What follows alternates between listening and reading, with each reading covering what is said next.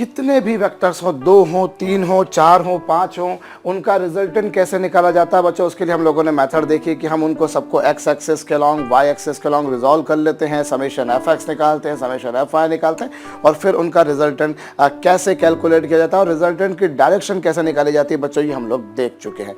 अब हम लोग बात करेंगे पर्टिकुलरली 2 वेक्टर्स के रिजल्टेंट के ऊपर, क्योंकि ये सबसे ज़्यादा कॉमनली यूज होता है हम लोगों को फिजिक्स में या इवन मैथमेटिक्स में। सबसे ज़्यादा प्रॉब्लम्स जो फेस करने को मिलती है उसमें करीब करीब ऐसे एग्जांपल्स हमको ज़्यादा मिलते हैं बच्चों जिनमें 2 वेक्टर्स का हमको रिजल्टेंट निकालना हो। सपोज कीजिए कि किसी ऑब्जेक्ट पर कोई 2 वेक्टर्स एक्ट कर रहे हैं, एक है P और एक है Q, और वो वेक्टर्स के तौर पे हम लोग फोर्स को ले सकते हैं। फोर्स जो है उसको स्टडी करना भी आसान होता है और सबसे ज़्यादा जो प्रॉब्लम्स बनती है उनमें फोर्सेस के बारे में ही काम होता है। तो सपोज कीजिए बच्चों this object is under the action of 2 forces, एक फोर्स P है, एक फोर्स Q है, एंड लेट अस सपोज कि इन दोनों के बीच में जो एंगल है बच्चों वो है थीटा। इन दोनों के बीच में एंगल कितना है बच्चों, थीटा। आपको क्या करना है, आपको इन दोनों का रिजल्टेंट निकालना है और प्लस रिजल्टेंट जो है बच्चों उसकी डायरेक्शन क्या होगी वो आपको निकालनी है। कैसे करेंगे देखिए, एक फोर्स यहाँ पर आपके पास में क्या है P which is acting along x axis, जो कि एक्स एक्सिस की डायरेक्शन में ही लग रहा है। आपको दिख रहा है बच्चों कि एक फोर्स है P जो कि एक्स एक्सिस की डायरेक्शन में लग रहा है, और दूसरा फोर्स जो है बच्चों वो है Q जो फोर्स है बच्चों वो ये रहा, और इसकी अगर एक्स एक्सिस के साथ में एंगल देखा जाए बच्चों तो वो थीटा है। तो ये जो आएगा बच्चों that would B Q cos theta. भाई ये Q था, Q को अगर आपने एक्स एक्सिस की डायरेक्शन में रिजॉल्व कर दिया तो वो Q cos थीटा हो गया, और Q का ये जो दूसरा वाला कंपोनेंट है बच्चों वो Q sin थीटा हो गया। भाई P तो एक्स एक्सिस की डायरेक्शन में ही लग रहा है, लेकिन जहां तक Q का सवाल है बच्चों, Q यहाँ पर अगर एंगल देखा जाए तो वो थीटा है, तो ये वाला जो कंपोनेंट आएगा बच्चों that would B Q cos theta and this would B Q sin theta. Hope you people have got this completely. तो ये है बच्चों। अब इस तरह से अगर देखा जाए तो सिग्मा एफ एक्स क्या होगा, समेशन एफ एक्स क्या होगा। भैया हम लोग को तो बकायदा 4-4, 5-5 फोर्सेस का रिजल्टेंट निकालना सीख चुके हैं, तो ये तो बहुत जोक वाली बात है हमारे लिए, बड़ा सिंपल सा काम है भैया कि हमें क्या करना है, समेशन एफ एक्स निकालना है। तो समेशन एफ एक्स निकालने के लिए आप एक काम कीजिए कि आप पहला फोर्स देखिए तो वो तो पूरी तरह से एक्स एक्सिस के अलोंग है, और दूसरा वाला जो फोर्स है बच्चों उसका एक्स एक्सिस के अलोंग कंपोनेंट जो आ गया है that is Q cos theta. This is acting exactly along x axis, तो ये P और ये क्या बच्चों Q cos थीटा। तो समेशन एफ एक्स क्या हो जाएगा, समेशन एफ एक्स हो जाएगा बच्चों P plus Q cos theta.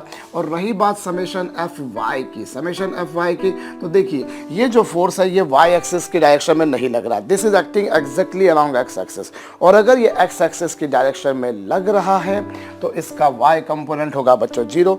If one force is acting along x axis naturally उसका जो y कंपोनेंट होगा बच्चों वो 0 होगा। और ये वाला देखा जाए तो इसका y कंपोनेंट कितना आ रहा है, इसका y कंपोनेंट आ रहा है बच्चों Q sin थीटा। इसका y कंपोनेंट कितना आ गया, Q sin थीटा। मैं एक बार फिर से बोल रहा हूँ, देखिए ये तो x एक्सिस की डायरेक्शन में था P और ये Q cos थीटा, दोनों का समेशन हो गया, और समेशन एफ वाई देखा जाए तो बच्चों ये हो गया। अब रिजल्टेंट फोर्स, अगर मैं बच्चों यहाँ पर रिजल्टेंट फोर्स के बारे में बात करना चाहता हूँ, परिणामी प्रभावी टोटल फोर्स के बारे में बात करना चाहता हूँ, तो देखिए रिजल्टेंट फोर्स जिसे हम लोग F से रिप्रेजेंट किया करते हैं, F से रिप्रेजेंट करेंगे। पर इस पर्टिकुलर केस में जो स्टैंडर्ड नोटेशन रहता है बच्चों मैं बताता हूँ, एक्चुअली हम रिजल्टेंट को यहाँ पर R से रिप्रेजेंट करते हैं। तो ये लीजिए R क्या होगा बच्चों, रिजल्टेंट फोर्स जो होगा that would be under the root of summation F X का square plus summation F Y का स्क्वायर। भाई रिजल्टेंट फोर्स जो होगा that would be under the root summation F X square plus summation F Y square. और ये क्या होगा बच्चों, ये देखिए ये होगा summation F X, summation F X क्या होगा P plus Q cos theta, P plus Q cos theta, और समेशन एफ वाई क्या होगा, this is Q sin theta. भाई यदि हम देखें यहाँ पर तो ये समेशन एफ एक्स क्या होता है P plus Q cos theta, और समेशन एफ वाई क्या होता है बच्चों Q sin थीटा। आ चुका है हम लोगों के पास में। अब इसको हल कीजिए साहब, इसको हल करेंगे तो ये होगा बच्चों P square plus Q square cos square theta. भाई A प्लस B का होल स्क्वायर क्या होता है, A प्लस B का होल स्क्वायर होगा A square plus B square plus twice of A into B, यही होगा। भाई आप क्या करेंगे, A प्लस बी का होल स्क्वायर होगा A square plus B square plus twice AB, और प्लस में यहाँ पर आ जाएगा बच्चों Q square sine square theta. ये क्या हो जाएगा, this would B Q square sine square theta होगा।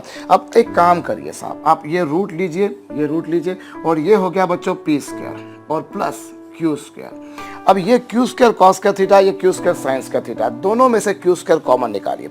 जब दोनों में से क्यू स्क्वायर कॉमन निकालेंगे बच्चों तो ये cos square theta plus sine square theta आ जाएगा। But you can take q square as a common quantity, so that it would become q square cos का theta plus sin का theta, and this is 2pq cos theta. This is 2pq cos theta. ये आपके पास में आ गया।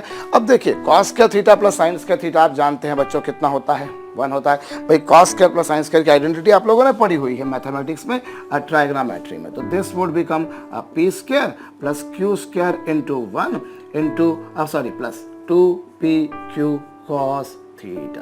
ये लीजिए sir. अब क्या होगा, ये आ गया। और इस तरीके से इसको और फर्दर हम सॉल्व कर लेते हैं बच्चों, अगर तो मतलब लिख लेते हैं हल्का सा, सॉल्व तो हम लोगों ने कर ही लिया है। तो ये क्या हो गया बच्चों, P square plus q square plus 2pq cos theta. So when two forces, देखिए बड़ा सिंपल सी बात है बच्चों, when two forces P and Q are acting at angle theta on an object, then the resultant would be given by this identity। बहुत ज़्यादा useful है बच्चों, ये सबसे ज़्यादा पॉपुलर केस है जो सबसे ज़्यादा यूज में आता। तो रिजल्टेंट फोर्स तो ये हो गया। अब दूसरी बात यहाँ आती है बच्चों की रिजल्टेंट फोर्स जो रिजल्टेंट फोर्स होगा बच्चों, उसका एक्स एक्सिस के साथ में कितना एंगल होगा। तो रिजल्टेंट फोर्स के लिए हमारे पास में क्या, सपोज कीजिए रिजल्टेंट फोर्स एक्स एक्सिस के साथ में एंगल फाई बना रहा है। सपोज कीजिए रिजल्टेंट फोर्स एक्स एक्सिस के साथ में एंगल फाई बना रहा है, तो tan थीटा बराबर क्या होता है बच्चों, tan थीटा बराबर होता है परपेंडिकुलर अपॉन बेस, यानी summation fy upon summation fx। tan theta perpendicular upon base होता है, और यहाँ परपेंडिकुलर वाला फोर्स कौन सा है, y वाला, और हॉरिजॉन्टल वाला कौन सा है, बेस वाला कौन सा है, x वाला। तो ये आ गया। और यहाँ पर यदि बच्चों समेशन fy देखा जाए तो समेशन fy कितना है, समेशन fy आपने निकाला तो that you can see is equal to q sin theta, और ये क्या बच्चों P plus Q cos theta. So ये बच्चों क्या आ गया, ये जो रिजल्टेंट है बच्चों, उस रिजल्टेंट ने अगर किसके साथ में एंगल बनाया, एक्स एक्सिस के साथ में कितना एंगल बनाया, अगर मैं वो निकालना चाहता हूँ तो वो कितना आ रहा है बच्चों, tan phi is equal to this. ये आ गया बच्चों, tan phi इक्वल टू कितना आएगा, q sin theta upon P plus Q cos theta. This is the angle made by a resultant force with the x axis। और by chance यहाँ पर देखिए जो x axis है वो P है, या यूं कहूं कि जो P वाला जो फोर्स है वो x एक्सिस के डायरेक्शन में ही है। अब ये रिजल्टेंट ने x एक्सिस के साथ में एंगल फाई बनाया, मतलब कि रिजल्टेंट ने फोर्स P के साथ भाई इन दोनों का रिजल्टेंट जो है वो कहीं यहाँ आया, सपोज कीजिए इन दोनों का रिजल्टेंट कहीं यहाँ आया, तो जो रिजल्टेंट है बच्चों उसने x एक्सिस के साथ में कितना एंगल बनाया, फाई, और यहाँ पर बाई चांस x एक्सिस की डायरेक्शन में ही क्या है, फोर्स P है। मतलब मैं ये कह सकता हूँ कि रिजल्टेंट ने फोर्स P के साथ अगर एंगल फाई बनाया, अगर रिजल्टेंट ने फोर्स P के साथ में एंगल फाई बनाया तो tan phi इक्वल टू कितना होगा बच्चों, ये हो जाएगा, ये लीजिए। सो रिजल्टेंट ने अगर मुझसे ये कहा जाए कि एक्स एक्सिस के साथ में कितना एंगल बनाया तो उसका एक्सप्रेशन ये, और यहाँ ये पूछा जाए कि रिजल्टेंट ने P के साथ में कितना एंगल बनाया तो उसका एक्सप्रेशन भी यही, भाई ये हो जाएगा।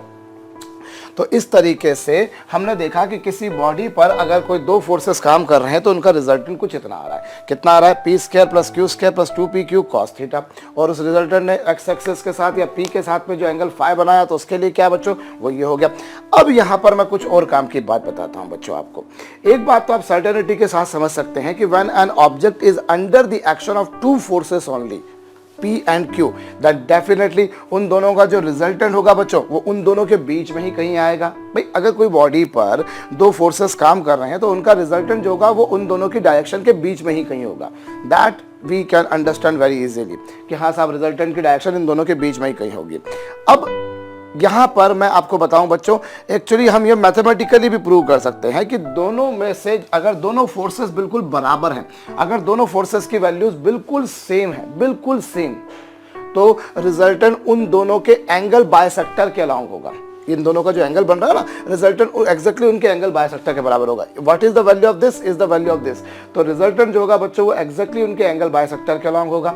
लेकिन अगर दोनों फोर्सेस की वैल्यू सिमिलर नहीं है, अगर वो डिसिमिलर फोर्सेस हैं, तो आपको एक बात बताऊं, जो रिजल्टेंट होगा बच्चों वो दोनों में से जो बड़ा फोर्स होगा उसके ज्यादा क्लोज होगा। सपोज कीजिए P dominates over Q, P जो है बच्चा सॉरी P जो है वो Q पर डोमिनेट करता है। अगर P Q पर डोमिनेट करता है तो रिजल्टेंट जो होगा it will be more incline towards P, if P exceeds Q then resultant would be more closer to the P। और अगर बच्चों Q की वैल्यू ज्यादा है, अगर Q की वैल्यू ज्यादा है तो रिजल्टेंट Q के ज्यादा क्लोज होगा।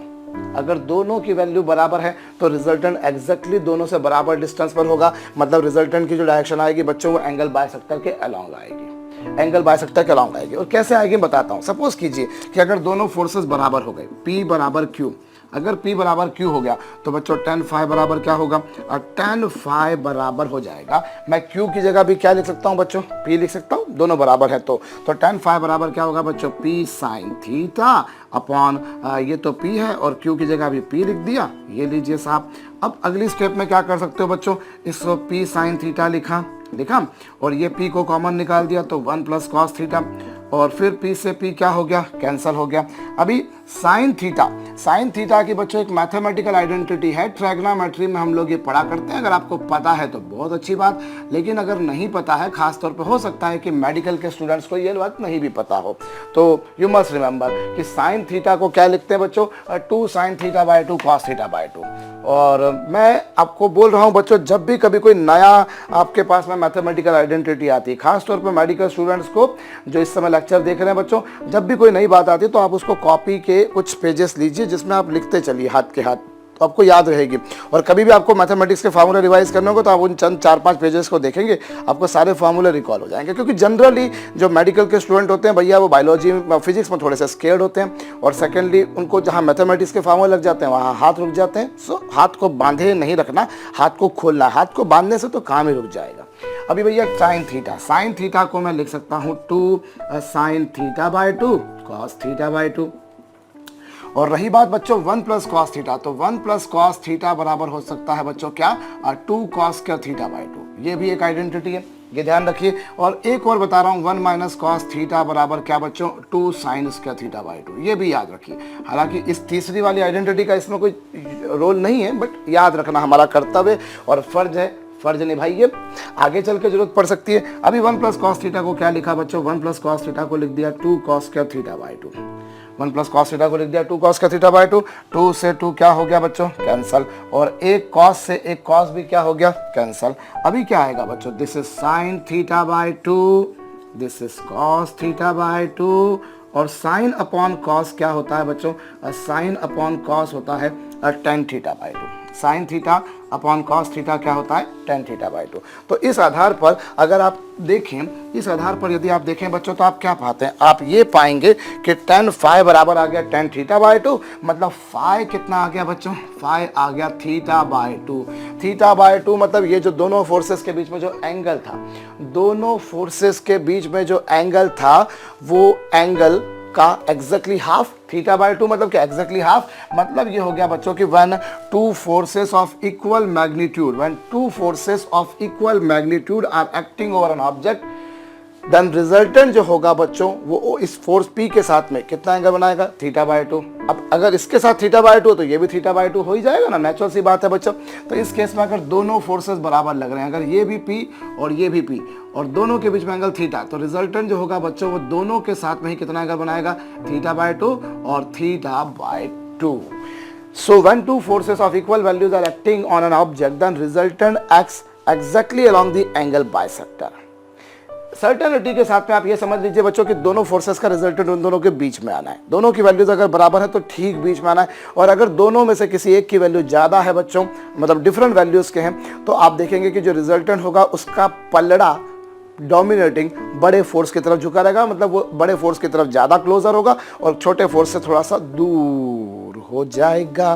तो बच्चों ये हमारे पास में है how to calculate resultant, and ये कुछ हमने बात देखी बच्चों। अब चलिए हम लोग जो यहाँ पर हम लोगों ने दो फार्मूले जो देखे बच्चों रिजल्टेंट फोर्स के, root p square plus q square plus 2pq cos theta, इस बारे में हम लोग अभी चर्चा करते हैं। ये लीजिए अभी इसी बारे में हम लोग बात करते हैं बच्चों। देखिए ये रिजल्टेंट आ गया कितना, under the root p square plus q square plus 2pq into cos theta.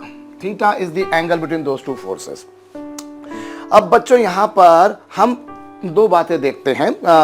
ये जो अगर मान लीजिए दोनों फोर्सेस अगर किसी ऑब्जेक्ट पर बच्चों सेम डायरेक्शन में लग रहे हो, एक फोर्स लग रहा है P और एक लग रहा है Q, एक फोर्स लग रहा है बच्चों P और एक फोर्स लग रहा है Q, दोनों फोर्सेस सेम डायरेक्शन में लग रहे हैं। हम पहला केस लेके चल रहे हैं in which both the forces are acting in same direction, बिल्कुल समान दिशाओं में लग रहे हैं। तो अब इसका रिजल्टेंट क्या होगा? यहाँ तो कोई भी अकल लगा सकता है कि इन दोनों का रिजल्टेंट क्या होगा। भाई अगर मान लीजिए मैंने एक फोर्स इस पर इधर लगाया और दूसरा भी फोर्स इस पर इधर ही लगाया, तो रिजल्टेंट लाजमी है और बढ़ जाएगा। भाई ये तो कोई छोटी क्लास का बच्चा भी समझ सकता है कि अगर मैंने इस पर इधर से कुछ ताकत लगाई, इधर से ही कुछ ताकत लगाई, तो दो व्यक्ति अगर एक ही डायरेक्शन में लगाए तो उसे धकेलना रिलेटिवली आसान हो जाएगा। और इस केस में रिजल्टेंट क्या होगा भैया? कोई आसानी से आप समझ सकते हैं कि इस केस में रिजल्टेंट आएगा कितना? P प्लस Q आएगा। भाई इस केस में रिजल्टेंट आ जाएगा P प्लस Q। और वो आप देखिए मैथमेटिकली, आप उस बात को देखिए तो मैथमेटिकली क्या होगा बच्चों? अगर हम यहाँ पर देखना चाहें तो that would be under the root P square plus Q square plus 2PQ into क्या? इस केस में when both the forces are acting in same direction, that is angle between them is equal to 0 degree. Angle between them is equal to 0 degree. तो ये कुछ आ गया। और इस case में क्या होगा बच्चों? इस केस में ये हो जाएगा under the root P square plus Q square plus 2PQ।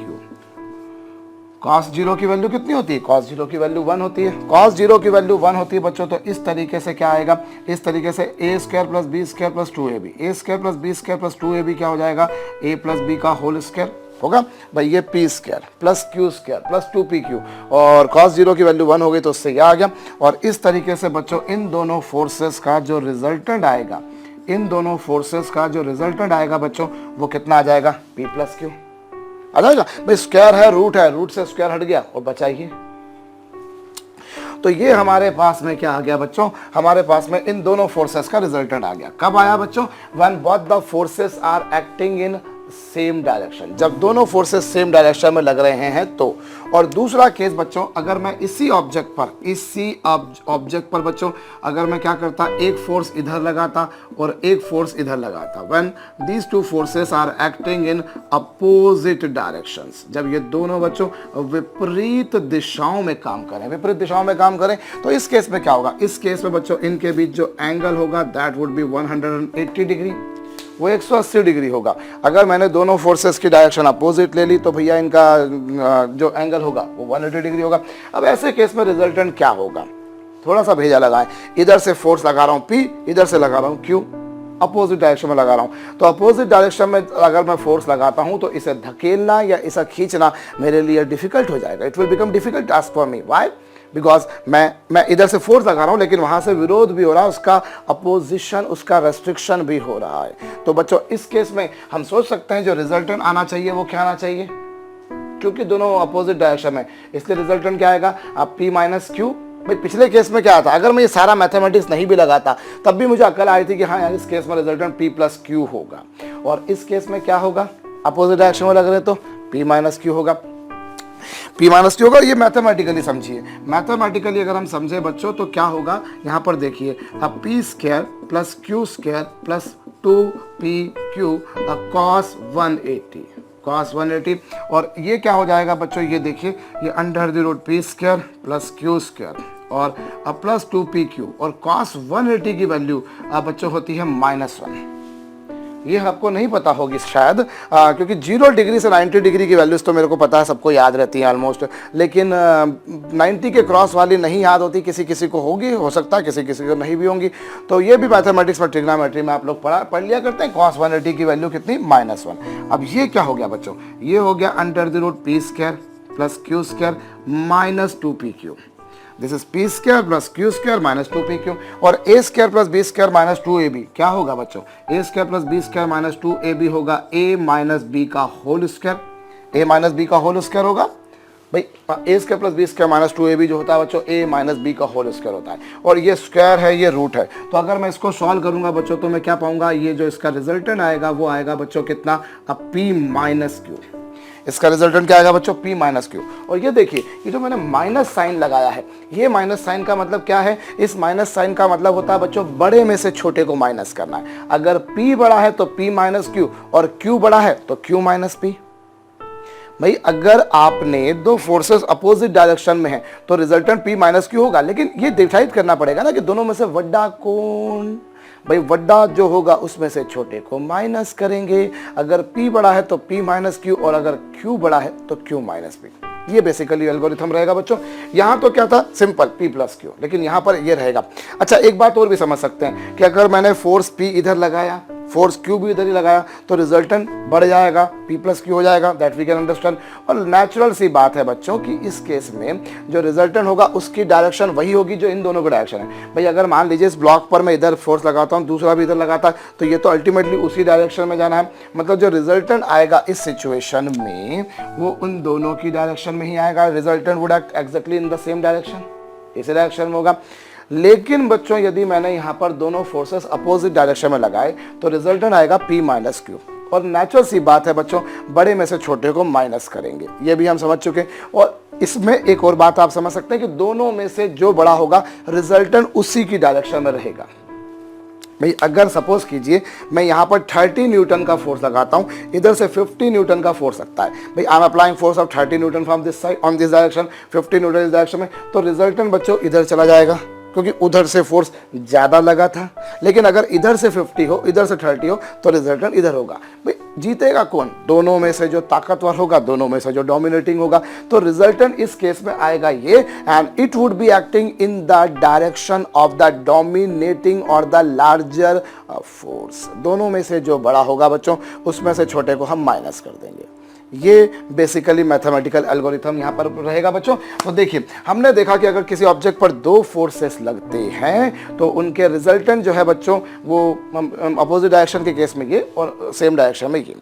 अब बच्चों एक बात आपको मैं बताता हूँ कि cos थीटा जो होता है, cos थीटा, आप लोगों ने मैथमेटिक्स में ये प्रूव किया हुआ है, ट्रिग्नोमेट्री में ये प्रूव किया हुआ है कि जो cos थीटा होता है उसकी वैल्यू 0 और 1 के बीच होती है।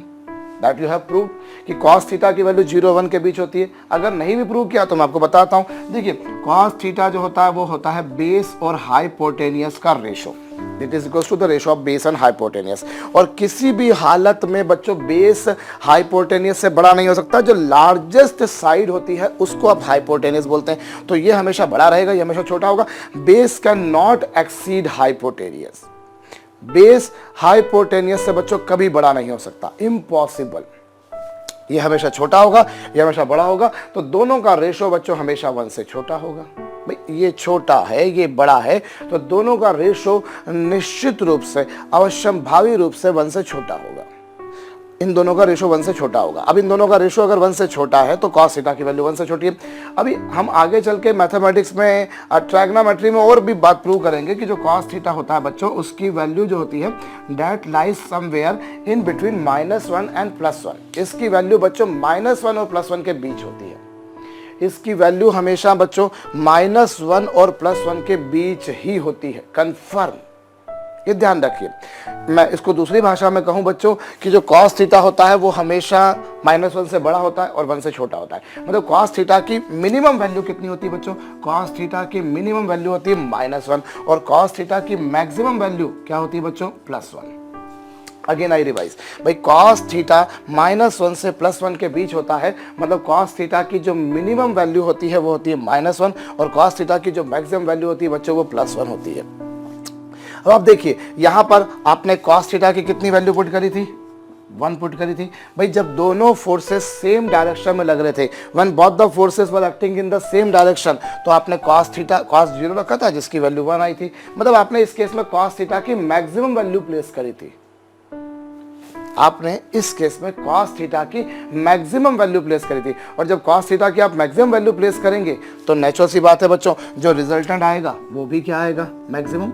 भाई अभी आपको मैंने बताया कि cos थीटा की मैक्सिमम से मैक्सिमम वैल्यू होती है +1 और यहां आपने cos 0 रखा जिसकी वैल्यू 1 आई। मतलब you have substituted maximum value of cos theta.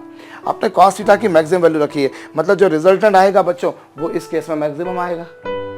और सेकंड वाले केस में अगर आप देखें बच्चों तो यहां पर आपने cos थीटा की वैल्यू रखी है -1 जो कि उसकी मिनिमम वैल्यू है। भाई यहां हमने जो वैल्यू रखी वो मिनिमम रखी और यहां हमने जो रखी वो मैक्सिमम रखी। तो इस केस में बच्चों आपने cos थीटा की मिनिमम वैल्यू चूंकि फीड करी है, इसलिए ये जो रिजल्टेंट आएगा बच्चों वो भी क्या आएगा? मिनिमम। जब आप ऑब्वियस सी बात है, वेरिएबल कौन है यहाँ पर, वेरिएबल है यहाँ पर थीटा। अब भाई फोर्स तो वही पी और क्यू लगा रहे हो, कभी आप उन दोनों फोर्स को सेम डायरेक्शन में लगा रहे हो, तो कभी 30 डिग्री के एंगल पे, तो कभी 60 डिग्री के एंगल पे, तो कभी 90 डिग्री के एंगल पे, तो कभी 45 के एंगल पे, तो कभी 120 पे, 150 पे, 135 पे, 160 पे, जो मर्जी आप अलग अलग एंगल पर दोनों फोर्सेस को लगा रहे हो, आप उनके बीच के थीटा को वेरी कर रहे हो। अगर थीटा को वेरी कर रहे हो बच्चों, थीटा की मिनिमम से मिनिमम वैल्यू हो सकती है -1। अभी जब मिनिमम वैल्यू रखोगे तो रिजल्टेंट भी मिनिमम आएगा, और जब मैक्सिमम वैल्यू फीड करोगे तो रिजल्टेंट भी मैक्सिमम आएगा। तो मैं क्या कह सकता हूं, मैं ये कह सकता हूं बच्चों कि दो फोर्सेस P और Q, दो फोर्सेस P और Q का जो मिनिमम रिजल्टेंट है बच्चों वो है P माइनस Q, और जो मैक्सिमम रिजल्टेंट है बच्चों वो है P प्लस Q। मतलब दो फोर्सेस का रिजल्टेंट, दो फोर्सेस का जो रिजल्टेंट होगा बच्चों वो P माइनस Q से P प्लस Q के बीच होगा। दो फोर्सेस का जो रिजल्टेंट होगा बच्चों that would lie somewhere in between P minus Q and P plus Q। This is the resultant, this is the resultant, and definitely it will lie somewhere in between P minus Q and P plus Q। इन दोनों का जो resultant होगा बच्चों वो P minus Q और P plus Q के बीच होगा। उसके मिनिमम से मिनिमम वैल्यू होगी वो, और मैक्सिमम से मैक्सिमम वैल्यू होगी बच्चों ये। बहुत काम की बात है। मिनिमम वैल्यू कब आएगी, when both the forces are acting in opposite direction, and उसकी मैक्सिमम वैल्यू कब आएगी, when both the forces are acting in same direction. तो दो फोर्सेस का रिजल्टेंट बच्चों P और Q का रिजल्टेंट P माइनस Q और P प्लस Q के बीच होता है। इसी पर बेस्ड हम लोग एक काम करते हैं बच्चों, एक सरल सा प्रश्न कर लेते हैं, एक बिल्कुल सरल सा प्रश्न कर लेते हैं। एक ऑब्जेक्टिव देता हूं, चलिए साहब मैं आपको क्वेश्चन लिखिएगा, which of following can be resultant of, which of following can be resultant of 10 Newton and 25 Newton। आपको क्या बोला बच्चों, which of following can be resultant of 10 Newton and 25 Newton। बड़ा सिंपल सा क्वेश्चन है बच्चों, और ऑप्शन दे रखे हैं आपको 5 न्यूटन, ऑप्शन बी दे रखा है आपको 15 न्यूटन, ऑप्शन सी दे रखा है आपको 0 न्यूटन, और ऑप्शन डी दे रखा है आपको बच्चों 20 न्यूटन। ये दे रखा है, आपसे पूछा which of following can be the resultant of these two forces. तो बच्चों अगर आपने कर लिया है तो बहुत अच्छी बात, अगर नहीं करा है, थोड़ा सा दिमाग लगाना चाहते हो जो लोग, तो वो वीडियो को पॉज करके करें। हो सकता है जितनी देर मैंने आपसे बात करी उतनी देर में तो कुछ लोगों का आंसर आ भी गया हो। देखिए एक फोर्स ये और एक फोर्स ये, तो इन दोनों का जो रिजल्टेंट होगा बच्चों वो क्या होगा, इन दोनों का जो रिजल्टेंट होगा बच्चों वो क्या होगा, P minus Q, P minus Q, और बड़े में से छोटे को माइनस करना है, बड़े में से छोटे को माइनस करना। तो इन दोनों का जो रिजल्टेंट होगा बच्चों वो P माइनस Q से P प्लस Q के बीच होगा, अर्थात इन दोनों का रिजल्टेंट बच्चों 15 और 35 के बीच होगा। भाई इन P माइनस Q मतलब ये, और P प्लस Q ये, मतलब 15 और 35 के बीच होगा। अब 15 और 35 के बीच में क्या ये 5 आ रहा है, is this 5 Newton lying between this interval, इस इंटरवल में लाई कर रहा है, बिल्कुल नहीं कर रहा। क्या ये 50 न्यूटन इस इंटरवल में आ रहा है, बिल्कुल नहीं आ रहा।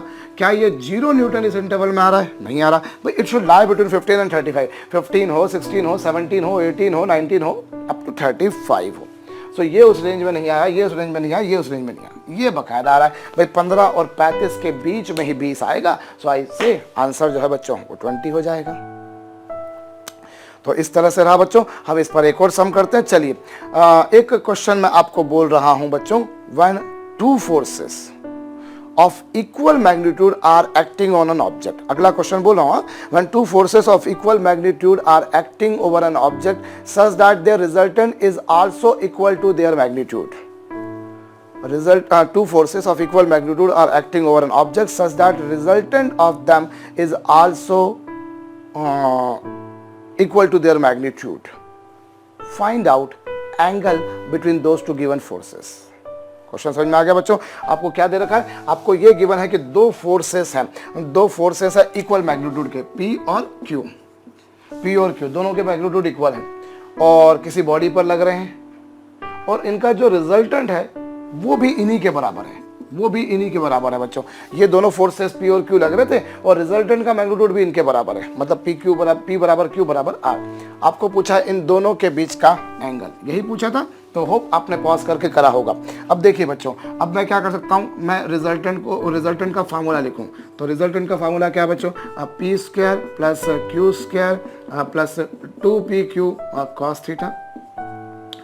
क्या हो जाएगा बच्चों, P square plus q square plus 2p Q cos theta. अभी यहाँ पर अगर देखा जाए तो रिजल्टेंट p, पहला वाला फोर्स p, दूसरा वाला फोर्स भी p, और ये 2, ये p, ये भी p, और ये कितना बच्चों हमसे अब पूछा है।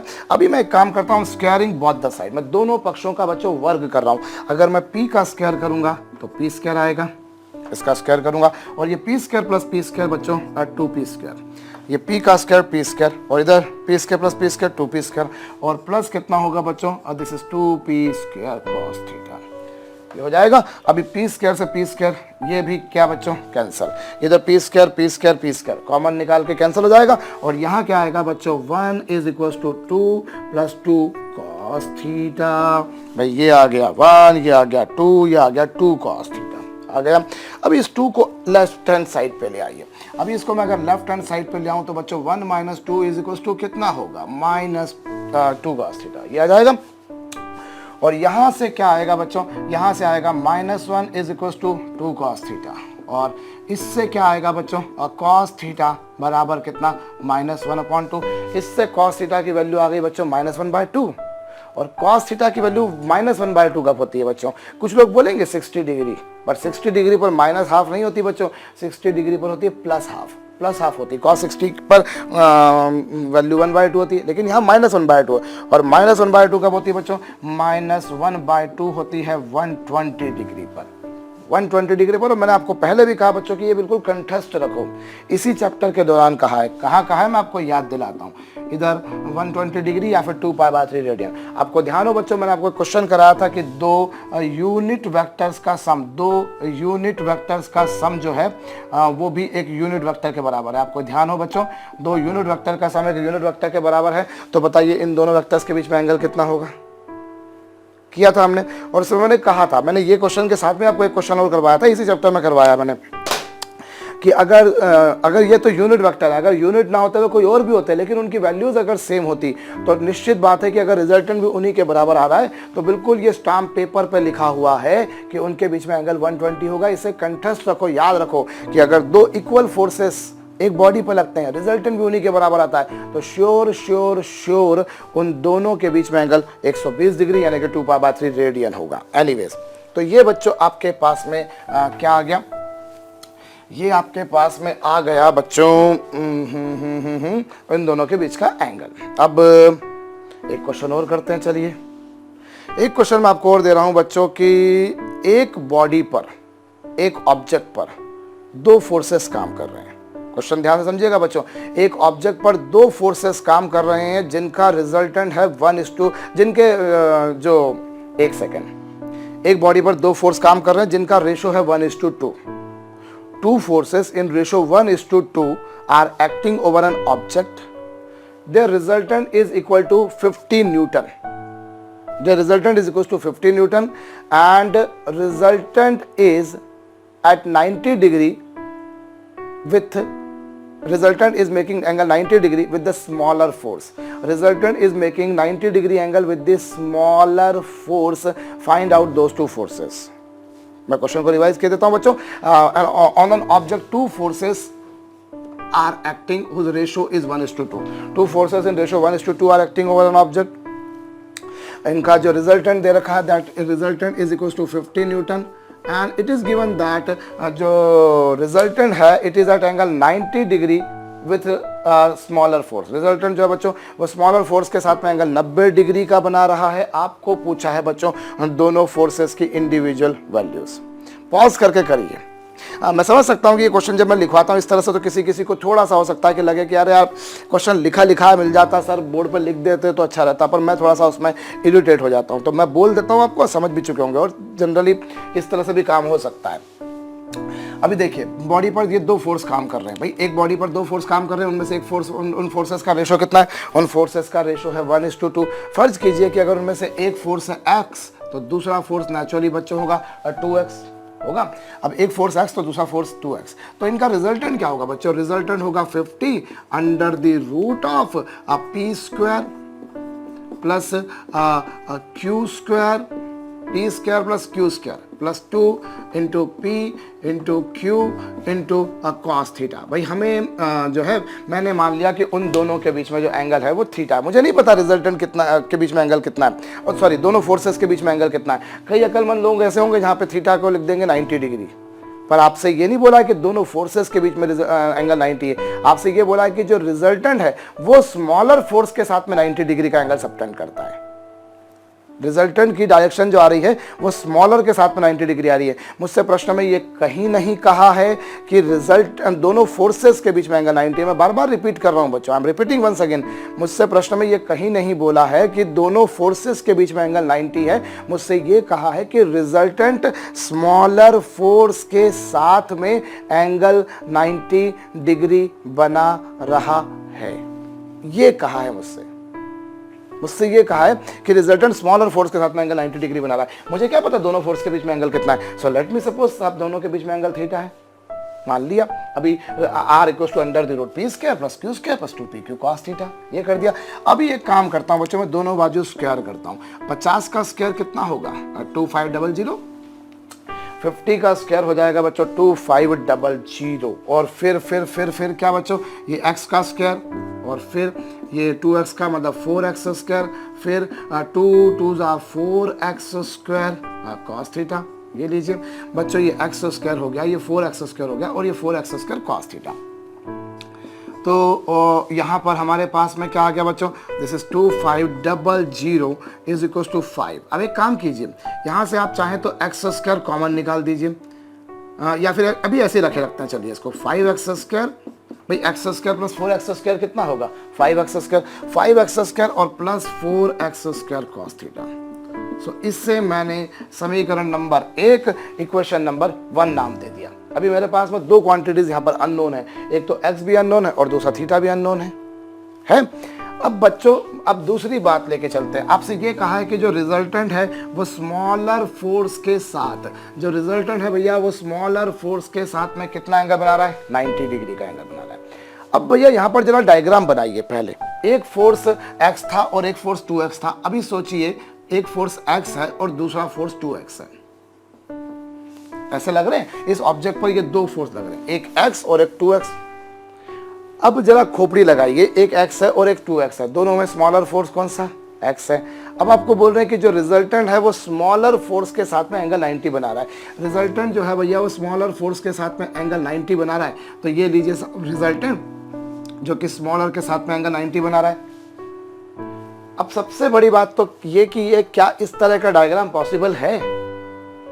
इस तरह का डायग्राम बच्चों पॉसिबल नहीं है।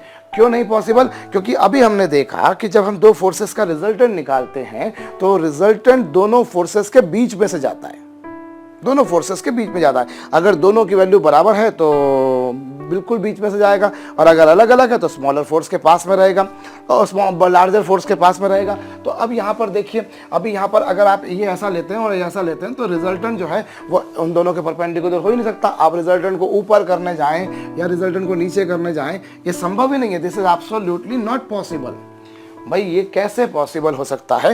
ये ऐसे पॉसिबल हो सकता है कि एक फोर्स ऐसा और दूसरा फोर्स ऐसा, अगर मैं इन दोनों के बीच में एंगल को ऑब्ट्यूज कर दूं, अधिक कोण कर दूं, भाई ये तो न्यून कोण वाली स्थिति थी। ये दोनों के बीच में जो एंगल था that was acute angle, theta की वैल्यू 90 से कम थी। लेकिन अगर मैं उन दोनों के बीच में एंगल ऑब्ट्यूज कर दूं एंड लेट मी सपोज कि ये एंगल जो है बच्चों मैंने माना हुआ है पहले से कि दोनों के बीच में एंगल थीटा है, तो ये पॉसिबल है भैया। ये पॉसिबल है कि अब रिजल्टेंट जो आएगा वो दोनों के बीच में आएगा। ये देखिए रिजल्टेंट दोनों के बीच में आ गया और स्मॉलर फोर्स के साथ में मतलब एक्स के साथ में एंगल 90 बना रहा है। ये संभव है। हालांकि क्वेश्चन में इस बात से कोई लेना देना नहीं है कि उनके बीच में एंगल एक्यूट है या ऑब्ट्यूस है। ये जस्ट मैं हमारे अंडरस्टैंडिंग के लिए, हमारे नॉलेज लेवल के लिए बता रहा हूँ। हो सकता है भविष्य में हमको इस चीज से पंगा पड़ जाए, तो इसीलिए। तो भैया एक बात सर्टेन है कि उन दोनों के बीच में जो भी एंगल मैंने थीटा सपोज कर लिया, और वो निश्चित बात है बच्चों वो ऑब्ट्यूस एंगल होगा, वो एक्यूट एंगल नहीं हो सकता। क्योंकि अगर एक्यूट होता तो रिजल्टेंट उन दोनों के बीच में कहीं आता, ऐसा पॉसिबल नहीं था, ना तो ऊपर ना ही नीचे। लेकिन हाँ ये पॉसिबल है। और यहाँ से एक बात और वेरीफाई होगी, देखो स्मॉलर फोर्स कौन सा है, x है, लार्जर फोर्स कौन सा है, 2x है। और मैंने क्या बताया, when two dissimilar forces are acting over an object, तो जो रिजल्टेंट होता है वो बड़े फोर्स के ज्यादा क्लोज होता है। अब देखो अभी ये एंगल 90 है और ये एंगल आपको जो दिखाई दे रहा है भाई this angle this angle is naturally less than 90 degree, less than 90 degree. So you can see that this resultant is more inclined toward the larger force. जो रिजल्टेंट है बच्चों वो लार्जर फोर्स के ही ज्यादा क्लोज है। रिजल्टेंट जो आ रहा है बच्चों वो लार्जर फोर्स के ही ज्यादा क्लोज आ रहा है। देख लीजिए आप यहाँ पर, इधर नहीं आ रहा। तो ये एक बड़ी अच्छी बात है बच्चों कि जो रिजल्टेंट होगा वो लार्जर फोर्स के ही क्लोज होगा। एनीवेज, अब बच्चों अगर रिजल्टेंट ने फोर्स P के साथ, भाई ये वाला कौन सा फोर्स, ये P है, और ये वाला कौन सा फोर्स, Q है।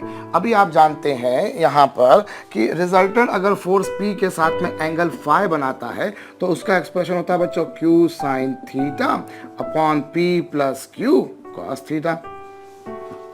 ये लीजिए भाई, जो रिजल्टेंट आएगा अगर उसने P के साथ में एंगल फाई बनाया, if resultant is making angle phi with P, तो Q sine theta upon P plus Q cos theta. अब यहाँ पर देखिए ये फाई कौन सा एंगल होता है, जो उसने P के साथ बनाया होता है। जो उसने P के साथ एंगल बनाया होता है वो होता है बच्चों फाई। अब इस केस में फाई कितना, इस केस में फाई जो है बच्चों it is equal to 90 degree.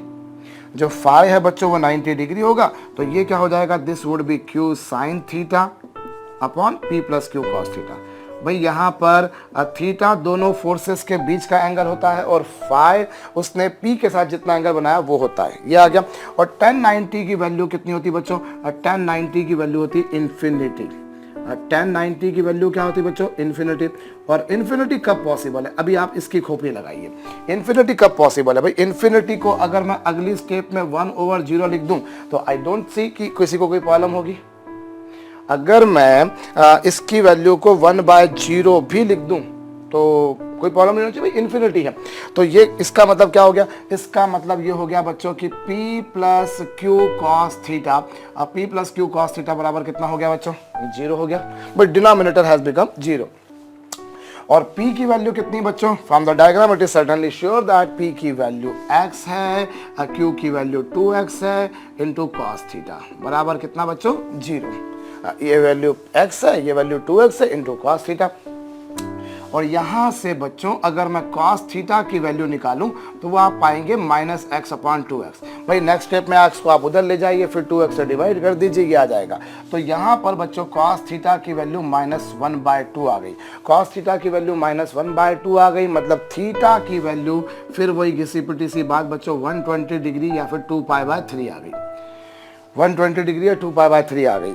तो ये आपके पास में cos थीटा की वैल्यू आ गई। अब यहाँ किसी किसी के दिमाग में आ सकता है, सर यहाँ तो दोनों फोर्सेस इक्वल नहीं थे, फिर 120 क्यों आ गई। भाई यहाँ दोनों फोर्सेस इक्वल नहीं थे, फिर 120 क्यों आ गई। क्योंकि देखिए दिमाग है भैया, दिमाग में तो कब कहाँ से कौन सा विस्फोट होगा पता नहीं, तो दिमाग में किसी के विस्फोट हो गया। तो भैया ऐसा है कि 120 तो कभी भी हो सकता है। मैंने ये तो आपसे कहा नहीं कि दो फोर्सेस के बीच में रिजल्ट है, दो फोर्सेस के बीच में एंगल 120 नहीं हो सकता। भाई ये तो आपकी मर्जी है ना कि आप उनको किस एंगल पे लगाते हो। दोनों फोर्सेस को 0 डिग्री के एंगल पे लगाते हो कि 30 डिग्री के एंगल पे लगाते हो कि 60 के एंगल पे लगाते हो कि 90 के एंगल पे लगाते हो, ये आपके ऊपर डिपेंड करता है आप दोनों को कितने एंगल पे लगाते हो, ये आप देखिए। लेकिन वो तो एक सर्टेन एक स्पेशल केस था कि हाँ अगर दोनों फोर्सेस इक्वल हैं और दोनों का रिजल्टेंट भी उनके इक्वल है तो श्योर है भैया 120 होगा। लेकिन इसका मतलब ये नहीं कि बाकी किसी केस में 120 नहीं हो सकता, उस केस में श्योरली 120 होगा। मैंने ये कहा, इट डजंट मीन कि बाकी किसी केस में 120 नहीं हो सकता। भाई आपकी मर्जी, मैं इन दोनों फोर्सेस को सेम डायरेक्शन में लगाऊं, अलग अलग डायरेक्शन में लगाऊं, दैट इज ओके, लगाइए। बस ये है भैया कि अगर मैंने उनको अगर दोनों फोर्सेस इक्वल लिए, दोनों का रिजल्टेंट भी उन्हीं के इक्वल आया तो कंफर्म है बच्चों एंगल 120 होगा। बट 120 डिग्री तो कई और केसेस में भी हो सकता है। अभी cos थीटा की वैल्यू कितनी आ गई बच्चों, -1/2। ऐसा मुझे थीटा की जरूरत नहीं थी, मुझे सिर्फ cos थीटा की जरूरत थी। कैसे cos थीटा की जरूरत थी, वहां पे जो cos थीटा की वैल्यू आई है मैं यहाँ पुट करता हूँ। जब मैं यहाँ पुट करूंगा बच्चों तो this is 2500 and this is 5x² plus 4x²। अभी cos थीटा की वैल्यू कितनी आ गई बच्चों, -1/2 हमने निकाल दी। भाई cos थीटा की वैल्यू -1/2 आ गई। यहाँ पर सब्स्टिट्यूट करेंगे तो ये क्या होगा बच्चों, 2500 प्लस इक्वल्स टू 5x² और 4x² में से 2x² जाएगा तो 2x² आ जाएगा। भाई 5x² में से अगर 4x ये गया तो ये, अब इस आधार पर बच्चों ये क्या आएगा, 2500 इज इक्वल्स टू 3x²। तो यहां से अगर x² की वैल्यू निकालें बच्चों दैट वुड बी 2500 अपॉन 3 और स्क्वायर रूट ले लीजिए। स्क्वायर रूट लेंगे बच्चों तो यह आएगा 50। भाई 2500 का स्क्वायर रूट 50 आता है, 50 आएगा मेरे भाई। और ये क्या आ जाएगा बच्चों, √3। तो this would B 50 over √3 Newton. ये लीजिए x की वैल्यू कितनी आ गई बच्चों, 50/√3 न्यूटन आ गई। भाई यहाँ पर मैंने x की वैल्यू निकाली तो वो 50/√3 न्यूटन आ गई। आपने सॉल्व किया इस इक्वेशन को, सिंपली इस इक्वेशन को पूरा सॉल्व करा भैया। एक फोर्स x लिया, दूसरा फोर्स 2x लिया, दोनों का रेशो चूंकि 1:2 था, दोनों के बीच में एंगल थीटा सपोज करा, जो कि निश्चित रूप से ऑब्ट्यूस होगा। वो हमने कैसे कंक्लूड किया वो आपको समझ में आ चुका होगा मेरे ख्याल से। इस तरह से x आ गया। अभी x आया, एक फोर्स आया, दूसरा force still has to be calculated. तो दूसरा फोर्स क्या होगा मैं वो यहाँ लिख देता हूँ। दूसरा फोर्स यानी कि Q which is equal to 2x is equal to 2 into 50 over √3 and that is 100/√3 Newton. तो ये बच्चों सेकेंड वाला फोर्स आ गया, दूसरा वाला फोर्स आ गया। इस तरीके से हमारा काम हो जाएगा बच्चों। अब मेरे ख्याल से ये बड़ा सिंपल सा क्वेश्चन था बच्चों, ज़्यादा कुछ डिफिकल्ट इसमें था नहीं। एक क्वेश्चन हम और करते हैं बच्चों, हम एक क्वेश्चन और करते हैं। चलिए मैं क्वेश्चन बोल रहा हूँ आपको, क्वेश्चन को ध्यान से सुनिएगा। अभी बच्चों हमें बोला है 2 forces P and Q are acting on an object at angle theta. 2 forces P and Q are acting on an object at angle theta such that their resultant is 2m+1. The resultant is 2m+1 into √P² plus Q²। क्या बोला बच्चों, आपको बोला है कि एक object पर 2 forces लग रहे हैं जिनके बीच में एंगल थीटा है और उनका रिजल्टेंट जो आ रहा है वो 2m+1 into √P² plus Q² आ रहा है। And when same two forces act on that object at angle 90 minus theta, जब दोनों फोर्सेस एंगल थीटा पे लग रहे थे तो उनका रिजल्टेंट था इतना, और जब दोनों फोर्सेस 90 माइनस थीटा पे लगते हैं तो दोनों का जो रिजल्टेंट है बच्चों वो आ रहा है इतना, कुछ इतना आ रहा है बच्चों।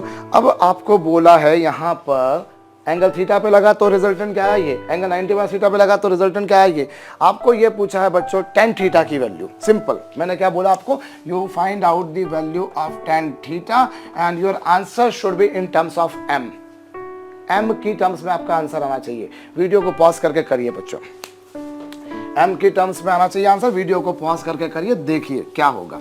एक बॉडी पर बच्चों ये 2 फोर्सेस काम कर रहे हैं, एक P और Q, और उनके बीच में एंगल कितना है, थीटा। पहले केस में एंगल थीटा है और रिजल्टेंट आपको दे रखा। ये देखिए मैं डायग्राम बनाता हूँ बच्चों। ये लीजिए, मैंने ऑब्जेक्ट लिया, इस पर P लगाया फोर्स, इस पर Q लगाया, इन दोनों के बीच में एंगल थीटा है और रिजल्टेंट जो आ रहा है वो हो रहा है 2m+1 under the root of P² plus Q² is equal to under the root of P² plus Q² plus 2pq cos theta.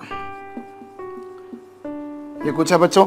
और ये आ गया पहला केस, ये पहला केस आ गया, और इसमें चाहे तो हम स्क्वायर कर दें। अभी स्क्वायर कर देंगे बच्चों तो क्या आएगा, 2m+1 का होल स्क्वायर और इधर P² plus Q²। भाई रूट ना आप स्क्वायर करेंगे तो ये स्क्वायर हो गया, इधर रूट हट गया, और इधर क्या आएगा बच्चों, इधर आएगा P² plus Q² plus 2pq cos theta. ये कुछ आ जाएगा।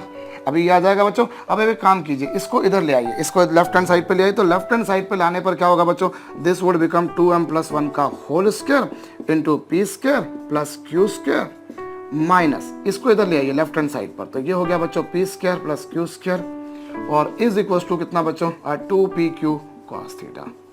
बात खोपड़ी में आई होगी। भाई आपको बोला है कि दोनों के बीच में एंगल थीटा है, दोनों का रिजल्टेंट इतना है, तो ये रिजल्टेंट बराबर under the root of this and this, squaring both sides. Square कर देने पर रूट हट जाएगा, इधर भी हट जाएगा, और ये P² प्लस Q² को इधर ले आइए। और एक और स्टेप आप लिख सकते हैं बच्चों, यहाँ पर हम एक और स्टेप लिख सकते हैं। देखिए यहाँ पर भी P² प्लस Q² है, यहाँ पर भी P² प्लस Q² है। इन दोनों में से P² प्लस Q² कॉमन निकाल दीजिए। इन दोनों में से बच्चों मैंने अगर P² प्लस Q² कॉमन निकाल दिया तो बाकी का क्या बचेगा बच्चों, बाकी का बचेगा 2m+1 का होल स्क्वायर माइनस 1 और इज इक्वल टू कितना बच्चों, 2pq cos थीटा। भाई आपने इधर भी था कॉमन निकाल दिया, इधर बचेगा ये, इधर बचेगा, इधर से पूरा चला गया तो इसलिए बचा 1। ये मैंने इक्वेशन नंबर 1 नाम दे दिया, ये मैंने इक्वेशन नंबर 1 नाम दे दी। अब मैं क्या करता हूं बच्चों, इसी ऑब्जेक्ट पर 2 फोर्स लगा रहा हूं, एक है P और दूसरा है Q। These two forces are acting over an object at angle 90 minus theta. दोनों फोर्सेस के बीच में इस बार जो आपको एंगल दे रखा है बच्चों वो 90 माइनस थीटा दे रखा है। अभी रिजल्टेंट क्या आएगा, अभी रिजल्टेंट दे रखा है बच्चों 2m minus 1 into under the root of p square plus q square.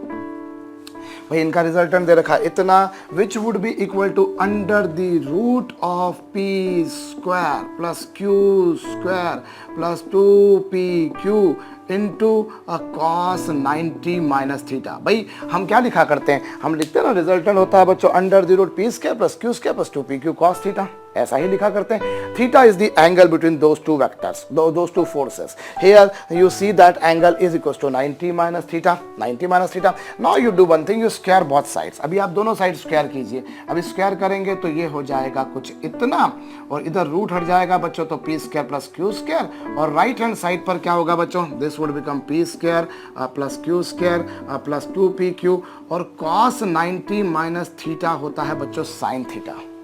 What is the value of cos 90 minus theta? You must be knowing that trigonometry identity. It is equals to sin theta. The same operation I am going to make over here. यहाँ पर देखिए बच्चों, this is 2m minus 1. This is p square plus q square minus when you bring this p square plus q square on left hand side, अगर आप इस p square plus q square को left hand side पे लाएंगे तो it would become negative quantity. Negative हो जाएगा और इज इक्वल टू हो जाएगा बच्चों 2pq sin थीटा। याद आएगा बच्चों 2pq sin थीटा। भाई इसको आप लेफ्ट हैंड साइड पर ले आए। अभी इन दोनों में से क्या कॉमन आ रहा है बच्चों, इन दोनों में से p square plus q square common आ रहा है। p square plus q square common आ रहा है तो ये हो जाएगा बच्चों क्या 2m माइनस 1 का होल स्क्वायर माइनस 1। भाई देखिए p square plus q square यहाँ भी है यहाँ भी है, इसे कॉमन निकाल दिया, ये बचेगा कुछ ऐसा -1, ऐसा ही कुछ होगा। और इज इक्वल टू क्या होगा बच्चों, इज इक्वल टू होगा 2pq sin थीटा। भाई यहाँ पर भी P square plus q square है, यहाँ पर भी आपने कॉमन निकाल दिया, ये कुछ ऐसा आ जाएगा। और इससे बच्चों मैं इक्वेशन नंबर सेकंड नाम दे देता हूँ। इससे मैंने इक्वेशन नंबर सेकंड नाम दे दिया। अब मैं क्या करता हूँ बच्चों, ये आपके पास में एक इक्वेशन आई थी फर्स्ट नंबर की और वो आई थी सेकंड नंबर की। अब आप एक काम कीजिए, सेकंड नंबर की इक्वेशन को फर्स्ट नंबर की इक्वेशन से डिवाइड कर दीजिए। तो क्या होगा बच्चों, ये 2pq sin theta left hand side पर और राइट हैंड साइड पर 2pq cos theta, sorry left, इसमें ये 2pq sin थीटा और इसमें 2pq cos थीटा। और राइट हैंड साइड पर क्या होगा बच्चों, राइट हैंड साइड पर ये p square plus q square जो कॉमन आया था वो ये रहा। और यहां पर देखिए बच्चों, ये तो p square plus q square. अब मैं इसका काम करता हूं, इसका स्क्वायर खोल देता हूं। इसका स्क्वायर खोलूंगा तो क्या होगा बच्चों, a square plus b square minus 2ab। भाई क्या हुआ, आपने इसका स्क्वायर किया, फिर 1 का स्क्वायर किया, फिर माइनस ट्वाइस ऑफ दिस, ये होगा। और फिर यहाँ पर कितना बचा बच्चों, यहाँ पर -1 भी बचा है, यहाँ पर -1 भी बचा है, ये लीजिए। भाई हमने क्या करा, ये लिखा इधर a square plus b square minus 2ab minus 1। और इधर इधर देखिए, ये वाले को देखिए, तो इधर क्या बच्चों, this is p square plus q square. और इनटू में क्या बच्चों, इनटू में आएगा, इसका स्क्वायर करेंगे तो क्या आएगा, a square plus b square plus 2ab minus 1। भाई ये देखिए, आपने स्क्वायर किया तो a square plus b square plus twice ab minus 1, ये होगा। अभी क्या हो रहा है बच्चों, कुछ कैंसिल होते हुए आपको नजर आ रहा है, बिल्कुल हो रहा है। ये भैया p square plus q square से p square plus q square cancel, इधर 2pq से 2pq कैंसिल, इधर 1 से 1 भी कैंसिल, इधर भी 1 से 1 कैंसिल। और यहाँ पर लेफ्ट हैंड साइड पर देखे बच्चों तो this is sin theta upon cos theta. भाई ये साइन है, ये कॉस है। और उधर राइट हैंड साइड पर देखिए, तो राइट हैंड साइड पर बच्चों 4m square minus 4m upon 4m square plus 4m। Next step में आप क्या कर सकते हैं, इस 4m स्क्वायर और 4m में से 4m कॉमन निकाल दीजिए। अभी इन दोनों में से बच्चों मैंने अगर 4m कॉमन निकाल दिया तो बचेगा m माइनस 1। भाई इन दोनों में से यदि मैंने क्या कॉमन निकाल दिया, यदि मैंने 4m कॉमन निकाल दिया तो बचेगा m माइनस 1। और यहाँ से भी 4m कॉमन निकाल दिया तो ये आएगा 4m और ये क्या आ जाएगा बच्चों, m प्लस 1। इन दोनों में से 4m कॉमन निकाला, ये इधर से 4m कॉमन निकाला, ये अभी 4m से 4m कैंसिल हो गया। तो इस तरीके से जो रेशो आएगा बच्चों, naturally that would B m minus 1 upon m plus 1। तो इस तरीके से बच्चों इन दोनों फोर्सेस का रेशो क्या आ गया बच्चों, m minus sorry tan theta की वैल्यू क्या आ गई, टेन थीटा की वैल्यू आ गई बच्चों m-1 अपॉन m+1, जो कि हमसे पूछा था। मैंने आपसे कहा था कि your answer should be in terms of m की टर्म्स में आपका आंसर आना चाहिए। होप यह बात आपको अच्छे समझ में आई है। चलिए मैं एक और क्वेश्चन आपको दे रहा हूं बच्चों, क्वेश्चन को ध्यान से सुनिएगा। Two forces are acting on an object. Their maximum resultant is F1. Two forces are acting on an object. Their maximum resultant is F1 and their minimum resultant is F2. Maximum resultant F1, minimum resultant is F2. When same two forces act on an object, when same two forces act on an object at angle 2 alpha with each other, when same two forces act on an object at angle 2 alpha with each other, then what would be the resultant of those two forces? Question समझ में आया होगा मेरे ख्याल से बच्चों आपको कि दो फोर्सेस एक बॉडी पर लग रहे हैं, उनका मैक्सिमम रिजल्टेंट F1 है, उनका मिनिमम रिजल्टेंट F2 है। हमें बोला है कि अगर वही दोनों फोर्सेस एक बॉडी पर 2 अल्फा एंगल पे लगे तो उनका रिजल्टेंट क्या आएगा बच्चों। थोड़ी देर के लिए मुझे विश्राम दीजिए और करिए। देखिए एक बॉडी पर बच्चों दो फोर्स लग रहे हैं, एक फोर्स लग रहा है P और एक फोर्स लग रहा है Q। ये लीजिए साहब, ये लग रहा है। अब इनका जो मैक्सिमम से मैक्सिमम रिजल्टेंट जो हो सकता है बच्चों, हम लोग जानते हैं इनका जो मैक्सिमम रिजल्टेंट होता है बच्चों वो होता है P प्लस Q और उसकी वैल्यू दे रखी F1। लेट मी सपोज यही क्वेश्चन नंबर 1 है, मैंने मान लिया इसको क्वेश्चन नंबर 1। और इनका जो मिनिमम रिजल्टेंट हो सकता है बच्चों, इनका मिनिमम रिजल्टेंट क्या हो सकता है, इनका मिनिमम रिजल्टेंट होगा P माइनस Q। भाई बड़े में से छोटे फोर्स को माइनस कर दीजिए। मैंने बड़े फोर्स में से छोटे फोर्स को माइनस कर दिया, बड़े फोर्स को मैंने बड़े फोर्स में से छोटे फोर्स को, मुझे नहीं पता कौन बड़ा है, मैंने P को बड़ा मान लिया। ये लीजिए। अब एक काम कीजिए, आप इक्वेशन 1 और इक्वेशन 2 दोनों को ऐड कीजिए। जब दोनों को ऐड करेंगे तो क्या होगा बच्चों, ये P प्लस P 2P हो जाएगा। भाई प्लस Q से माइनस Q कैंसिल हो जाएगा और 2P बराबर क्या हो जाएगा बच्चों, P प्लस P 2P बराबर F1 प्लस F2। इस तरीके से बच्चों P की वैल्यू जो आएगी वो आएगी F1 plus F2 whole upon 2। This is value of P। ये आ गई, ये P की वैल्यू आ गई बच्चों। अब P की जो वैल्यू आई, यहाँ पे काम कीजिए, आप इक्वेशन 1 में से इक्वेशन 2 को माइनस कर दीजिए। जब इसमें से माइनस करेंगे तो पहली वाली इक्वेशन क्या थी, P प्लस Q बराबर F1 और P माइनस Q बराबर F2। लार्जर में से स्मॉलर को माइनस कीजिए, ये कुछ ऐसा आ जाएगा, ये सब माइनस हो जाएगा और ये हो जाएगा बच्चों 2Q बराबर F1 माइनस F2। भाई P से P चला गया, Q प्लस Q 2Q बराबर F1 माइनस F2, यह आ गया। और इस आधार पर बच्चों Q की वैल्यू, इस आधार पर Q की वैल्यू में चलिए यहाँ लिखे देता हूँ। Q की वैल्यू आ रही है बच्चों F1 माइनस F2 अपॉन 2, क्योंकि ये आपके पास में 2Q आया है तो ये आ गया बच्चों, ये आ गया। अब मैक्सिमम रिजल्टेंट क्या हो सकता है, मिनिमम रिजल्टेंट क्या हो सकता है, इस बारे में हम लोगों ने बात कर ली बच्चों, मैक्सिमम रिजल्टेंट और मिनिमम रिजल्टेंट। अब आपसे क्या बोला है कि अगर यही दोनों फोर्सेस ऑब्जेक्ट पर, अगर एक फोर्स है P, एक फोर्स है Q और यही दोनों फोर्सेस ऑब्जेक्ट पर बच्चों 2 अल्फा एंगल पर एक्ट करें, when same two forces are acting on an object at angle 2 alpha with one another, तो दोनों का रिजल्टेंट क्या आएगा देखते हैं साहब। ये R under the root of P square, under the root of P square plus Q square plus 2PQ cos theta, ये लीजिए कुछ ऐसा आएगा। और बच्चों यहाँ पर अगर हम देखें तो P की वैल्यू कितनी, P की value we have already derived is equal to this, रखिए साहब।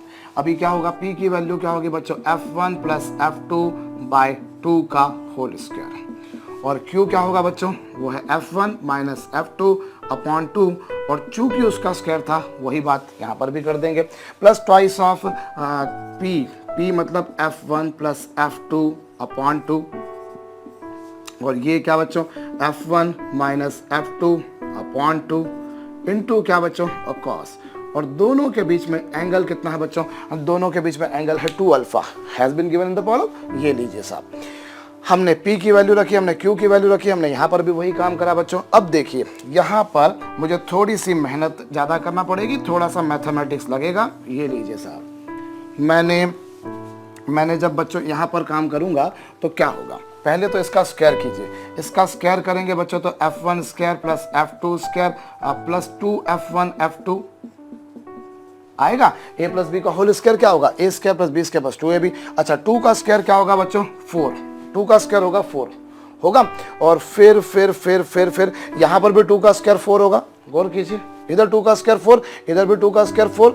और यहाँ मैं चाहूँ तो 2 से 2 को कैंसिल कर सकता हूँ, लेकिन अगर नहीं करूँ तो 2 2 जा 4, इधर भी 4, इधर भी 4, इधर भी 4। तो कुल मिलाकर फायदा ये होगा बच्चों कि जो एलसीएम आएगा वो मेरे पास सीधा सीधा 4 आ जाएगा। और अगर मैं ये गलती करता हूँ कि 2 से 2 कैंसिल करता हूँ तो यहाँ बचेगा 2 और यहाँ 4 है, यहाँ 4 है, तो बाद में एलसीएम 4 बनाना पड़ेगा। इट्स बेटर मैं 2 से 2 कैंसिल ना करते हुए 2 2 जा 4 ही कर दूँ। तो बच्चों इसका स्क्वायर क्या होगा, ये प्लस ये, और इधर क्या होगा, this would be a square plus b square minus 2ab। भाई हमने क्या करा, a प्लस बी का होल स्क्वायर होगा दिस, a माइनस बी का स्क्वायर होगा दिस, प्लस ट्वाइस ऑफ। अभी क्या होगा बच्चों, a plus b into a minus b, a plus b into a minus b क्या होगा, वो होगा बच्चों a square minus b square. ये लीजिए भाई a plus b into a minus b, a plus b into a minus b होगा a square minus b square into में क्या बच्चों cos 2 अल्फा, cos 2 अल्फा होगा। ये लीजिए साहब, हमने क्या करा, a plus b into a minus b क्या होगा बच्चों, a square minus b square into cos 2 alpha. Upon में क्या आ गया बच्चों, नेचुरल सी बात है, अपॉन में आ गया 4, अपॉन में आ गया 4।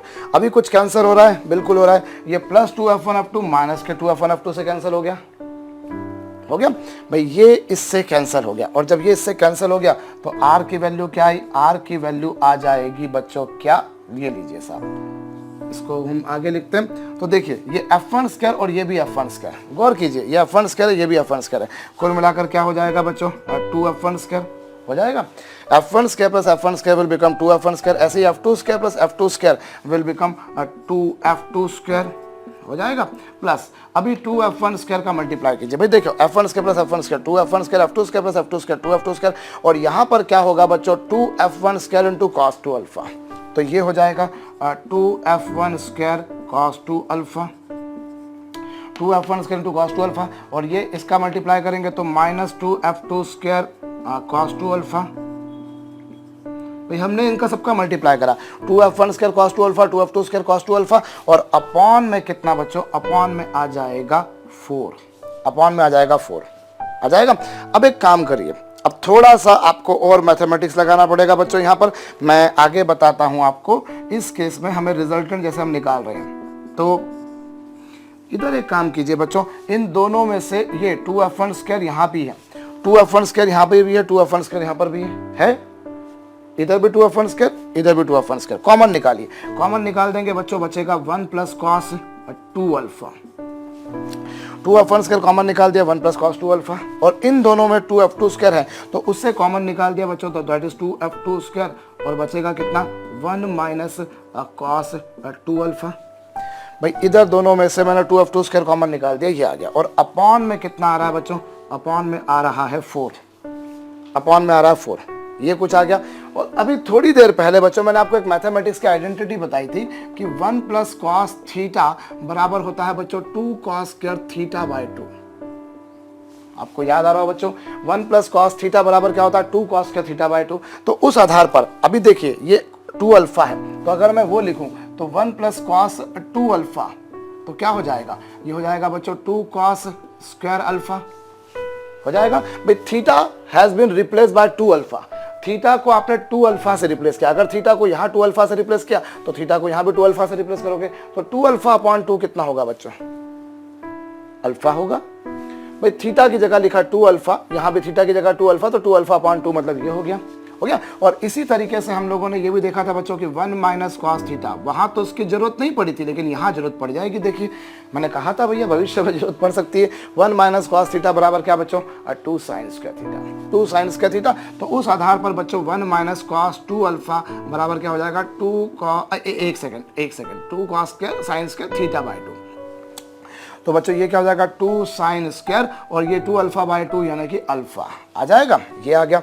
तो अब अगली स्टेप में मैं क्या कर सकता हूं बच्चों, अगली स्टेप में मैं इसके आगे का जो सॉल्यूशन है, मैं इधर जगह बच रही है मेरे पास, चलिए लिखे देता हूं। ये लीजिए r बराबर क्या बच्चों, ये लीजिए ये 2f1 स्क्वायर, और ये जो लिखा हुआ है इसे क्या मैं 2 cos स्क्वायर अल्फा लिख सकता हूं, लिख सकता हूँ 2 cos स्क्वायर अल्फा, और फिर ये बच्चों 2f2 स्क्वायर, और ये जो है 1 माइनस cos 2 अल्फा, इसे क्या मैं 2 sin स्क्वायर अल्फा लिख सकता हूँ भाई। 1 माइनस cos 2 अल्फा होगा 2 sin स्क्वायर अल्फा होगा, 1 प्लस cos 2 अल्फा क्या है ये, और 1 माइनस cos 2 अल्फा क्या है ये, और अपॉन में कितना बच्चों, अपॉन में आ जाएगा 4, अपॉन में आ जाएगा 4। अच्छा अब देखिए ये 2 2 जा 4 और ये भी 2 2 जा 4 आ रहा है भाई, दिस 2 2 जा 4, दिस 2 2 जा 4, और 4 से 4 कैंसल, ये 2 2 जा 4, 2 2 जा 4, इस 4 से कैंसिल हो जाएगा, और जो बचेगा बच्चों आपके पास में वो क्या बचेगा, वो बचेगा r equals to under the root of f1 square cos square alpha plus f2 square sin square alpha. ये क्या आ गया बच्चों आपके पास, ये आ गया कितना, under the root of f1 square plus f1 square cos square alpha plus f2 square sin square alpha. तो ये बच्चों हमारे पास में क्या है, उन दोनों का रिजल्टेंट आ गया। क्वेश्चन कोई ज़्यादा डिफिकल्ट नहीं है, बस थोड़ा सा यहाँ पर मैथमेटिकल एल्गोरिथम लग गया बच्चों। तो देखिए मैं सिंपल सी बात है बच्चों, हम लोग देख चुके हैं कि अगर किसी बॉडी पर जो है कुछ फोर्सेस काम करते हैं, 2 फोर्सेस काम करते हैं, तो उनका रिजल्टेंट P प्लस क्यू होता है और रिजल्टेंट P माइनस क्यू होता है। अभी कुछ आपने करा सॉल्व, आपके पास में कैलकुलेशन करके आंसर आ गया। अभी अगर बच्चों यही क्वेश्चन मैं आपको एक आपके लिए दे रहा हूँ, सेम क्वेश्चन, 2 फोर्सेस का मैक्सिमम रिजल्टेंट F1 है, 2 फोर्सेस का मिनिमम रिजल्टेंट F2 है। क्वेश्चन ध्यान समझ लीजिएगा, 2 फोर्सेस का बच्चों मैक्सिमम रिजल्टेंट है F1, उनका मिनिमम रिजल्टेंट है F2। अगर वही दोनों फोर्सेस एक दूसरे के साथ 90 डिग्री के एंगल पर एक्ट करें, एक दूसरे के साथ 90 डिग्री के एंगल पर एक्ट करें, तो रिजल्टेंट बताइए। मैं डायरेक्ट आंसर लिख रहा हूं बच्चों, वो आपने करना है, मैं नहीं कराऊंगा आपको। मैंने सॉल्यूशन पूरा इसका इतनी बड़ी प्रॉब्लम का कराया, तो वो तो उससे छोटा ही है, आप लोग खुद से ट्राई करके देखिएगा बच्चों। वो आपके पास में आएगा under the root f1 square plus f2 square upon 2। तो इस तरीके से बच्चों हमारे पास में क्या आ जाएगा, इस तरीके से हमारे पास में उनका रिजल्टेंट ये आएगा। आपको करना है, मैंने क्या बोला बच्चों, मैक्सिमम रिजल्टेंट है कितना F1, मिनिमम रिजल्टेंट कितना F2। आपको उनका क्या बताना है, अगर वो दोनों फोर्सेस 90 डिग्री के एंगल पर एक्ट कर रहे हो तो उनका रिजल्टेंट क्या आएगा। आंसर मैंने आपको लिख दिया, that you need to prove yourself. अभी मैं एक क्वेश्चन आपको और देता हूं, चलिए। एक बॉडी पर बच्चों 2 फोर्सेस लग रहे हैं 3p और 2p। ध्यान दीजिएगा बच्चों, एक बॉडी पर 2 फोर्सेस लग रहे हैं, एक है 3p और एक कौन सा बच्चों 2p, ये आपको बोल रखा है। और अब अगर मैं इसमें पहले वाले फोर्स को क्या कर देता हूं बच्चों, डबल कर देता हूं। बॉडी पर 2 फोर्सेस लग रहे थे, एक 3p और एक 2p, अगर मैंने पहले वाले फोर्स को डबल कर दिया तो रिजल्टेंट भी डबल हो जाता है, रिजल्टेंट भी डबल हो जाता है। आपको पूछा है बच्चों दोनों के बीच का एंगल, दोनों के बीच का एंगल पूछा है बच्चों, मतलब 3p और 2p के बीच का एंगल पूछा है। थोड़ी देर वीडियो को पॉज करके करिए, क्वेश्चन नहीं समझ में आया तो मैं फिर बोल रहा हूँ। 2 forces 3p and 2p are acting over an object. When first force is doubled, then resultant is also doubled. Find out angle between both the given forces. क्या होगा बच्चों, देखिए बॉडी पर एक फोर्स लग रहा था 3p, एक फोर्स लग रहा था 2p, और सपोज कीजिए इनके बीच का एंगल थीटा है जिसकी वैल्यू आपको बतानी है। अभी इनका रिजल्टेंट क्या होगा बच्चों, under the root of 3p का स्क्वायर, 3p का स्क्वायर प्लस 2p का square plus plus plus plus plus plus twice of 3p into 2p into cos theta. क्या आ गया बच्चों, है ना। ये कुछ सिचुएशन बन रही है हमारे पास में। अभी मैं इसे मिटा दूं, मेरे पास जगह कम बचेगी, वरना पहले मैं इसे साफ किए देता हूं बच्चों। देखिए आपको क्या बोल रखा है, एक बॉडी पर 2 फोर्स लग रहे हैं, एक 3p और एक 2p, तो उनका जो रिजल्टेंट होगा वो ऐसा होगा। अभी इसको मैं सॉल्व करता हूँ, थोड़ा सा मैं जरा जल्दी जल्दी काम करूँ बच्चों। ये 3p का स्क्वायर क्या होगा, 9p square, 3p square 9p square हो जाएगा, 4p स्क्वायर हो जाएगा, प्लस ये हो जाएगा बच्चों 13p स्क्वायर, और यहाँ पे 2 3 जा 6 2 जा 12p स्क्वायर, 2 3 जा 6 2 जा 12p स्क्वायर, और इनटू में क्या बच्चों कॉस थीटा आ जाएगा। और इसमें से अगर हम चाहें तो p स्क्वायर कॉमन निकाल दें, दोनों में से अगर मैं p स्क्वायर कॉमन निकालता हूं तो p स्क्वायर का रूट होगा बच्चों p स्क्वायर का रूट हो जाएगा p, तो ये हो जाएगा under the root of 13 plus 12 cos theta, और रिजल्टेंट है r। से दिस इज इक्वेशन नंबर 1। ये क्वेश्चन नंबर 1 हो गई बच्चों। अब सेकंड केस में क्या बोला, सेकंड केस में बच्चों इस बॉडी पर मैंने 2 फोर्स लगा है, एक 6p और एक 2p। इस बॉडी पर 2 फोर्स लगा बच्चों 6p और 2p, डबल कर दिया पहले वाले फोर्स को, तो रिजल्टेंट भी डबल हो गया। पहले रिजल्टेंट r था, बाद में 2r हो गया। पहले रिजल्टेंट r था, बाद में 2r हो गया। तो ये लीजिए साहब, अभी क्या होगा, अब पहला वाला फोर्स, फिर दूसरा वाला force plus twice of first force second force into cos theta. अभी क्या होगा बच्चों, दिस इज 2r और ये लीजिए r, और ये क्या होगा बच्चों, ये आपके पास में ये कितना होगा 36 पी स्क्वायर, 6 का स्क्वायर 36 पी स्क्वायर, प्लस ये क्या हो जाएगा बच्चों 4 P square, plus 2 6 12 2 24, 2 6 12 2 24 P square cos theta, ये आ गया। अब इसमें से भी मैं क्या कर सकता हूँ बच्चों, ये पी स्क्वायर इधर भी, पी स्क्वायर इधर भी, पी स्क्वायर इधर भी, कॉमन निकाल दीजिए, रूट के बाहर ले आइए, तो ये हो जाएगा p, और यहाँ पर बच्चों ये हो जाएगा 36 प्लस 4 कितना होगा 40 प्लस 24 कॉस थीटा। और भैया ये आपके पास में इक्वेशन नंबर सेकंड बन गई, ये क्वेश्चन नंबर सेकंड बन गई। अब आप एक काम कीजिए, आप यहाँ से r की वैल्यू को यहाँ रख दीजिए, फर्स्ट इक्वेशन से r की वैल्यू को यहाँ रखिए। जब आप ये रखेंगे तो बच्चों ये कितना 2, और r की वैल्यू कितनी है, r की वैल्यू है बच्चों p into under the root of 13 plus 12 cos theta, 13 plus 12 cos theta. और राइट हैंड साइड पे क्या होगा बच्चों, p into under the root of 40 plus 24 cos theta. हालांकि मैं इसमें से भी और रूट निकाल सकता था, इसमें से भी 4 कॉमन आ जाएगा बाहर निकल कर, बट अभी ऐसे ही रहने देते हैं। चलिए ये देखिए r की वैल्यू जो थी ना p इंटू दिस, ये रख दी मैंने। अभी p से p क्या हो गया है, कैंसल हो गया है। अभी एक काम कीजिए, दोनों साइड स्क्वायर कर दीजिए, स्क्वायर कर देंगे तो 2 का square 4 into 13 plus 12 cos theta. भाई यहाँ पर 2 का स्क्वायर हो जाएगा 4, ये 13 प्लस 12 कॉस थीटा, और इधर भी स्क्वायर कर दीजिए। और इधर स्क्वायर करने के साथ साथ लगे हाथों एक काम कीजिए, इसमें से आप 8 कॉमन निकाल दीजिए, 40 और 24 में से 8 कॉमन निकाल दीजिए। तो 8 कॉमन निकाल देंगे, या चलिए 4 ही कॉमन निकालिए, 4 कॉमन निकालिए। अगर 4 कॉमन निकालेंगे तो यहाँ पर 12 प्लस 6 कॉस थीटा। 4 कॉमन निकालने से फायदा ये हुआ कि 4 से 4 कैंसिल हो गया। अभी 4 से 4 कैंसिल हो गया, अभी ये 13 है और ये 10 है, तो 10 को LHS पे ले आइए। ये 13 और ये 10 को LHS पे लेकर आ गए, और राइट हैंड साइड पर बच्चों this is 12 cos theta minus 6 cos theta. ये हो जाएगा बच्चों 3 is equal to 6 cos theta.